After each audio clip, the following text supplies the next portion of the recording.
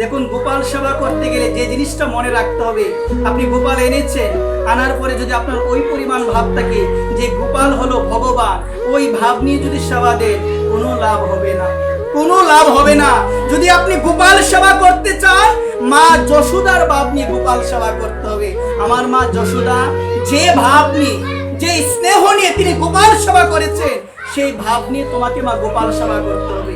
আর তুমি যদি ভাবো ভগবান তিনি হচ্ছে ভগবান, ওই ভাব নিয়ে সেবা করো মা, কোনো লাভ হবে না। এখানে সকলের জন্য এই নিবেদন। আমরা দেখবেন অনেক সময় আগ্রহ আসলে আমরা বিগ্রহ নিয়ে আসি, আমরা বিগ্রহ সেবা বসাই না। অনেকে দেখবেন শৃঙ্গার করায়, মানে সাজাচ্ছে আমার গোপালকে, অনেকে সাজায় বিভিন্ন কিছু দিয়ে। তো মায়েদের চরণে এই নিবেদন, গোপালকে শুধু সাজালেই কিন্তু হবে না।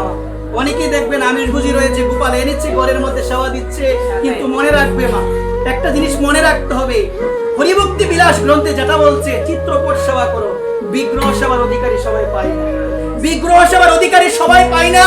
আবার অনেক সময় আমরা দেখতে পাই অনেকের ঘরের মধ্যে গোপাল এনেছে, কিন্তু গোপাল অনেক বড়, অনেক বড়। হরিভক্তি বিলাস গ্রন্থের মধ্যে বলা হয়েছে যে যারা গৃহস্থ রয়েছে, তারা যদি গোপাল সেবা করতে চায়, গোপাল কতটুকু হবে, এতটুকু হবে।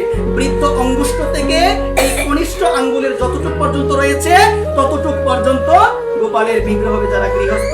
আর মন্দিরে বড় হোক কোনো সমস্যা নাই, একবার কোনো সমস্যা নেই। এখানে সকলের চরণে এই নিবেদন, ভালোভাবে জানতে হবে। শুধু আবেগে তো ধর্ম হয় না, হয় গো মা, আবেগে কখনো ধর্ম হবে না। তুমি হয়তো বা ভাবতে পারো আমি কি দিতে পারবো না, তুমি যদি দিতে চাও তাহলে শাস্ত্র যেভাবে বলে সমস্ত কিছু পরিত্যাগ করে আমার ভগবানের পথে চলে আসো, খুব সুন্দরভাবে সেবা করতে থাকো, খুব ভালোবেসে সেবা করতে থাকো, তখন আর অন্য কোনো চিন্তা হবে না।